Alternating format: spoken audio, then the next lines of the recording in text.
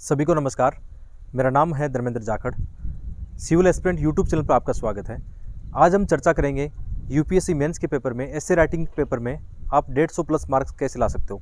जैसा कि मेरा अनुभव है कि एसे के पेपर में मुझे 157 मार्क्स प्राप्त हुए। आप जानते हो कि 150 प्लस मार्क्स एसे के पेपर में कितना बड़ी भूमिका निभाता है। तो आज हम इसी पे चर्चा करेंगे कि हिंदी माध्यम के विद्यार्थी विशेषकर जैसे किस प्रकार एसे राइटिंग को तैयार कर सकते हैं और किस प्रकार अपनी आईएएस की रैंक को सुधार सकते हैं या कहीं ना कहीं मतलब इंटरव्यू कॉल उनका हो सकता है। तो सबसे पहले मैं बताना चाहता हूँ कि ऐसे राइटिंग को लेकर किस टॉपिक को पढ़ना चाहिए या किन टॉपिक पर हमें तैयार करनी चाहिए आपको पहले से। जैसे एक तो होता है कि यूपीएससी का जो नोटिफिकेशन आपने देखा है उसके अंदर ऐसे राइटिंग का एक सिलेबस है।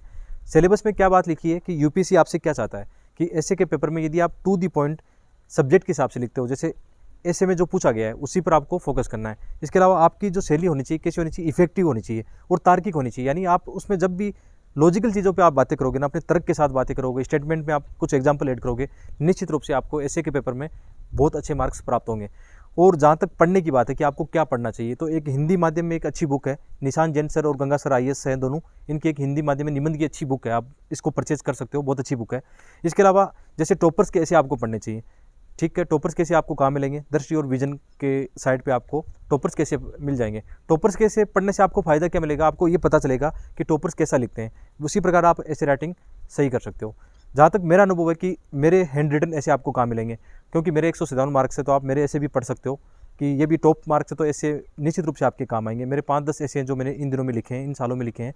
इसके अलावा मेरे स्ट्रेटजी के वीडियो भी आपको मेरे यूट्यूब चैनल पर मिलेंगे। अब हम बात करते हैं कि ऐसे पेपर लिखते समय में किन बातों को ध्यान में रखना चाहिए। जैसे ऐसे के पेपर को हमेशा एक चीज़ ध्यान में रखना कि आपको पैराग्राफ शैली में लिखना है। कभी भी आप ऐसे पेपर में कभी भी पॉइंट फॉर्म में या कीवर्ड में इसमें मत लिखना। कोई डायग्राम फ्लो चार्ट ऐसे के पेपर में मत बनाना दोस्तों। आपको केवल पैराग्राफ शैली में लिखना है, सुंदर सुंदर राइटिंग में लिखना है और पैराग्राफ में लिखना है, ठीक है। एक तो ये बात होगी, पैराग्राफ शैली में लिखना है, कोई डायग्राम आपको नहीं बनाने, ठीक है। आपको पता है कि एक अच्छे ऐसे में मार्क्स कैसे लाए जा सकते हैं कि एक अच्छा ऐसे वो होता है जिसमें एक कहानी की तरह एक फ्लो होता है। आप जानते हो जैसे हम कहानी पढ़ते हैं कितना मज़ा आता है, एक रोचक चीज़ें उसमें काफ़ी होती है और हम एक ही सांस में उसको पढ़ते चले जाते हैं ना। ऐसे आपका ऐसे होना चाहिए, यानी एग्जामिनर को बोर करने वाला ऐसे आपका नहीं होना चाहिए। तो क्या मैंने बताया कि पैराग्राफ शैली में लिखना है और उसका फ्लो अच्छा होना चाहिए, कनेक्टिविटी होनी चाहिए। तो इसके लिए आप क्या कर सकते हो, इसके लिए जैसे हम बात करते हैं कि जब भी आप ऐसे करो, अपना कोई भी ऐसे लिखते हो ना, सबसे पहले आपको एक रफ कार्य तैयार करना चाहिए। जैसे यूपीएससी के पेपर में हमारे पास एक ऐसे को लिखने के लिए 1.5 घंटा होता है, 2 ऐसे के लिखने के लिए 3 घंटे होते हैं। तो 1.5 घंटा एक ऐसे के लिए होता है, तो सबसे पहले आप क्या करोगे, आधे घंटे तक उसका रफ कार्य तैयार करोगे। जैसे कोई भी ऐसे पूछा गया है, कोई भी क्लाइमेट पर, वोमेन इंपावरमेंट पर, इन पर क्वेश्चन पूछा गया है, ऐसे पूछा गया है, तो आप क्या करोगे, रफ कार्य करोगे आधे घंटे तक और अपने जितने भी आपके माइंड में जितने विचार है आप वहाँ पर लेके आओगे। कैसे तैयार करोगे, सबसे पहले आप ये सोचोगे कि ऐसे की प्रस्तावना या भूमिका में मुझे क्या लिखना है। जैसे भूमिका में मैं अक्सर लिखता हूँ कि मैं कहानी या किसी पोइम के साथ में या कोई रोचक तथ्य जैसे होते हैं, इंडेक्स वगैरह होते हैं, करंट जो चीज़ें होती हैं उनको शुरू करके मैं ऐसे में प्रस्तावना को रोचक बनाने की कोशिश करता हूँ। दोस्तों प्रस्तावना 3 पैराग्राफ में लिखना। आप पहले से रफ कार्य में तैयार कर लेना कि 3 पैराग्राफ आप प्रस्तावना को लिखोगे ना, तो क्या क्या उसमें तैयार करने वाले हो ना, तो प्रस्तावना आपकी रोचक हो जाएगी और सब्जेक्ट के हिसाब से होनी चाहिए आपकी प्रस्तावना। फिर बात आती है निबंध के मुख्य भाग की। तो निबंध का मुख्य भाग होगा आपका बहुआयामी दृष्टिकोण से, यानी इसमें आप किन चीज़ों की बातें करोगे, ऐसे के टाइटल को इंगेज करोगे किसमें, सामाजिक, आर्थिक, राजनीतिक, वैज्ञानिक, जितनी भी चीज़ें होती हैं, समाज हो गया, न्याय व्यवस्था हो गई, महिला हो गया, पुरुष हो गया, बच्चे हो गए, जितनी भी चीज़ें हैं सब चीज़ों पर आप फोकस करोगे। इसके लिए आपको क्या कर सकते हो, आप जैसे जीएस के हमारे चारों पेपर है, आप इनका सिलेबस याद है आपको ना, तो ऐसे के जो मुख्य भाग है इसमें यही आप दर्शा सकते हो। जैसे आर्ट एंड कल्चर है, समाज है, ज्योग्राफी है, राज व्यवस्था है, आईआर है, इकोनॉमिक्स है, कृषि है, इसमें आपदा प्रबंधन है या आपका एथिक्स का पेपर है। आप इन्हीं आयामों पर ऐसे लिख सकते हो। मैं भी ऐसा करता हूँ कि जब मुझे ज़्यादा आयाम याद नहीं आते ना, तो अपने सिलेबस को याद करता हूँ और ऐसे के मुख्य पार्ट में डालता हूँ। दोस्तों जो ऐसे का मुख्य भाग होता है वो कम से कम 7-8 पेज पे लिखा जाएगा और उसमें 15 से 20 पैराग्राफ होंगे, अलग अलग आयामों पे होंगे।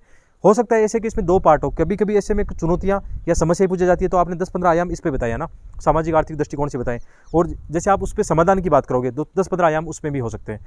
और लास्ट में होता है निष्कर्ष होता है। निष्कर्ष को भी हमें कोशिश करनी है 3 पैराग्राफ में खत्म करना है और उसमें क्या करोगे, निष्कर्ष आपका हमेशा पॉजिटिव सकारात्मक होगा और यहाँ पे दोबारा से कोई गलती नहीं करनी है आपको कि ऐसे को दोबारा शुरू कर दिया आपने, या आपने नेगेटिव जो अभिवृत्ति है उसको नहीं दर्शाना। आपको इस चीज़ का विशेष तौर पर ध्यान रखना है। तो मैंने आपको बताया कि ऐसे का ऐसे शानदार आप स्ट्रेटजी बना सकते हो, रफ कार्य तैयार कर सकते हो।